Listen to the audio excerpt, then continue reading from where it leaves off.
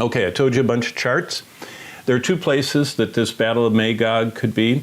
One could be right here, right at the front end that launches the tribulation. That's what about half the Bible scholars believe. The other half believe it's right here, this Jerusalem attacked, and it's right at the end of the tribulation time. But what we know for sure is that God is headed toward this, the second coming of Christ and the launching of Israel as the center of the world and the beacon of hope. And so those are what we're going to discuss.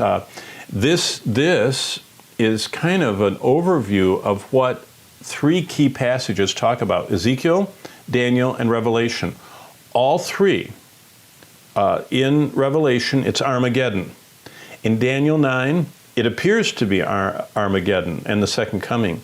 Ezekiel 37 to 39, this part isn't in Ezekiel 37 to 39. We don't see the Antichrist coming, and we don't see the kings of the East coming. See, that's the problem.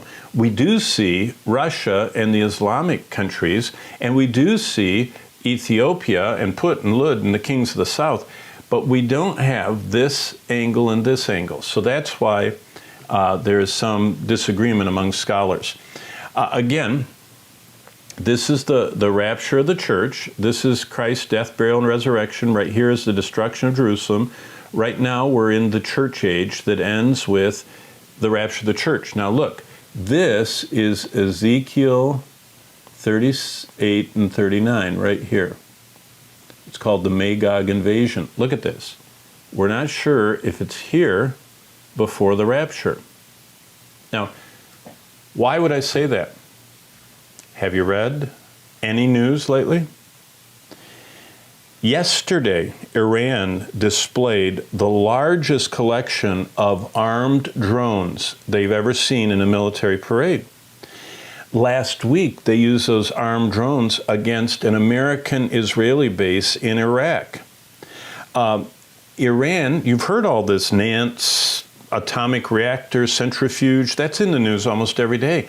They are working as fast as possible to develop an atomic bomb. Now, what would happen if Russia, who, by the way, is aiding Iran, giving them anti-aircraft missiles, helping them with their reactor, about 4 days ago, China inked a multi-$100 billion deal with Iran, and China is getting oil, and Iran is getting hard currency and technology. So, it could be very soon this whole thing is going to ignite, and God is going to climactically intervene and save Israel.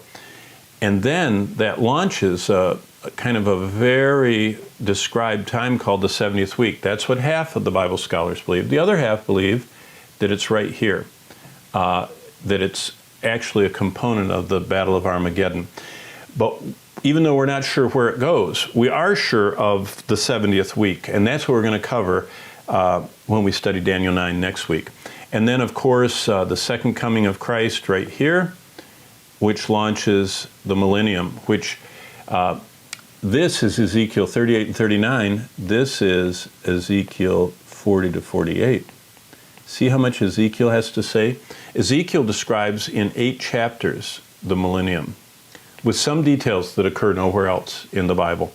And again, on another way of looking at this, it could be that this Magog is right here at Armageddon or before. But that just starts these 7 events that we've talked about, and we're going to intensely look at next week and the week after. Again, right now, we are on earth, but the next prophetic event for us that we're looking for is Jesus to return, the judgment seat of Christ, and that's how I'm going to end this study today, getting ready to stand in front of Jesus.